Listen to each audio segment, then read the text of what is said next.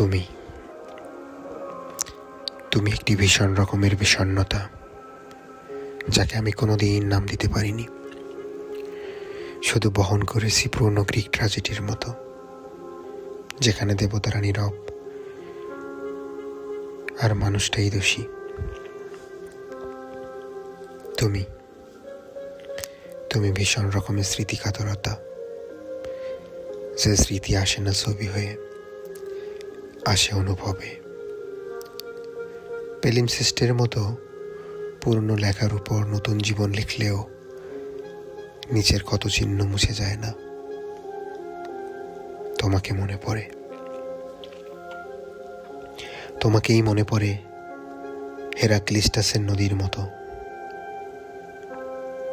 একই নদীতে দুবার নামা যায় না, তবু পা ভিজে যায় প্রতিবার।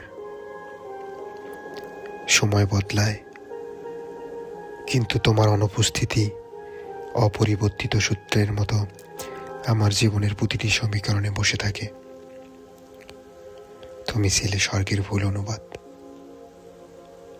অল্প দিনের জন্য ঠিক, কিন্তু আজীবনের জন্য ভুল। হিরোশিমার পরে যেমন শহরটার আগের মতো হয়নি, আমিও হইনি। ভিতরে এখনো এক ধরনের নীরব বিকিরণ কাজ করে। দেখা যায় না, ছোঁয়া যায় না, কিন্তু ধ্বংস থামে না।